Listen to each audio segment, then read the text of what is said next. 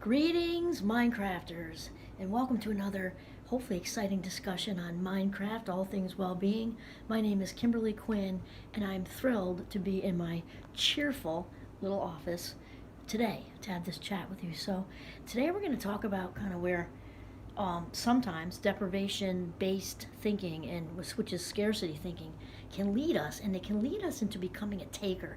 Nobody likes them, and we're not judging why you got there because stuff happens to us, and we're little, and it's not our fault. And then, however, as adults, though, we got to kind of come into an awareness, or it's good if we come into an awareness because it's just not a good vibe. It's a very low vibe, and it's just not mentally healthy. So I'm thinking, actually came into my head in the Jeep on the way here, when I was thinking about this, is that movie What About Bob, if you've ever seen it, where this man is seeking out his therapist, and he actually stalks him all the way to New Hampshire to his summer house, and he's just trailing this guy who's trying to like get out of Dodge from, the therapist trying to get away from him, and finally he just says, I want, gimme, gimme, gimme. And oh my gosh, I mean, how many of us have met people like that? And these are often the people who are after the free stuff, and we all like free stuff sometimes, right? Sometimes it's a pen you can use, or a scraper for your car, or something like that. And a lot of times it's just stuff no one needs. Sometimes it's just pamphlets. And because I'm aware of this, sometimes I'll just watch on the sidelines, not with judgment, but with incredible interest, because I'm into psychology, right? And just watching people stack up all this stuff, like where's that going? Let's go in the recycle bin. Or just all kinds of free stuff that they don't really want, but it's because they're trying to fill up a hole. They're trying to fill up a hole within that was created from some other reason, and same reason we shop and drink and watch porn and all that. It's not really different, other than it's not necessarily an addiction. We're not saying that. The dynamic is very similar, though, even though we're not talking about addiction here. We're talking about scarcity thinking, scarcity mindset, and this lack, being in this state of missing something, like just like a hole, like a gaping hole. And so often, people become stuck in that, and they become takers. They look what they can get out of a relationship, which of course is an immediate turnoff. And takers are typically attracted to other takers, or people who are sadly not seeing their own value, and the whole doormat syndrome crew. So the takers don't attract anything good, because somebody who's on the authentic path, who's feeling whole and complete, isn't going to want anything to do with hanging out with a scarcity mindset in full tilt. So it's just good to be, like aware, right? Really, really aware. I just said that, okay. So really what we want, in the universe, that's where I was going with this. I made myself a couple of notes.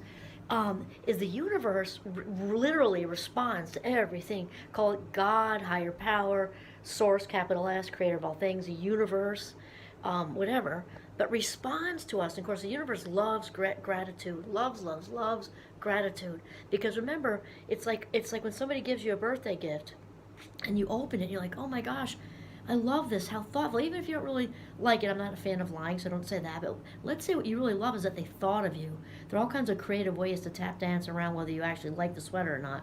But the fact that they thought of you, you love that, because clearly they put their heart into it, and you rip it open, you're like, oh my gosh, I can't believe this is my favorite color, or whatever. That person is probably going to want to give you another gift, because they saw you be filled with joy from their thoughtfulness. And that's a good feeling, right? To be on the other end of that is a really good feeling.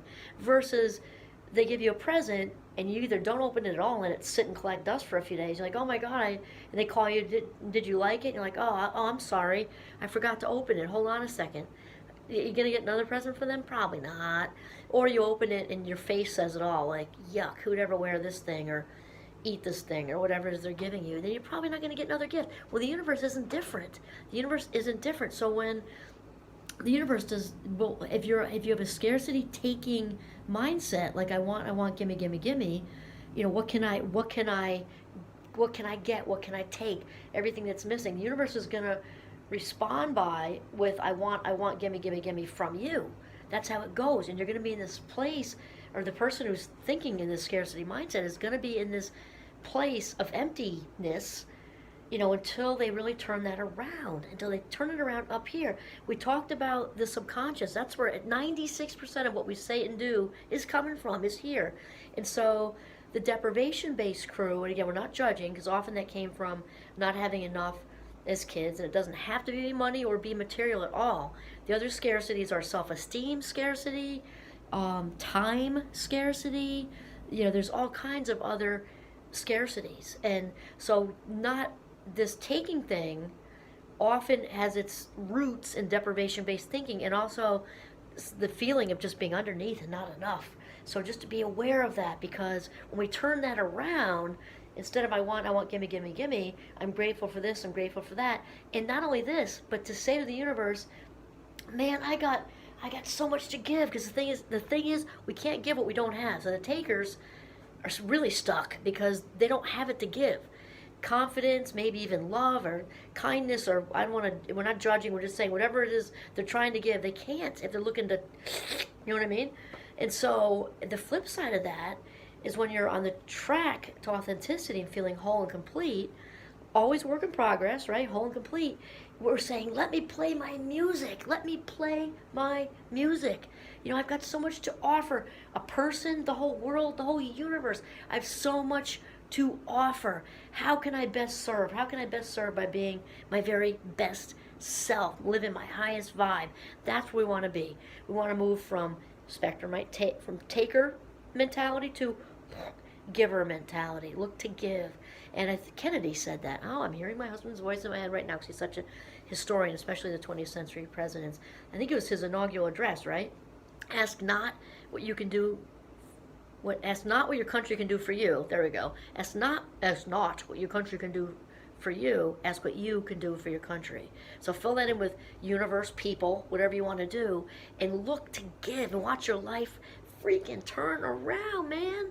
Okay, this is Kimberly Quinn signing off from my adorable office at Champlain College in Burlington, Vermont. Have a mindful day.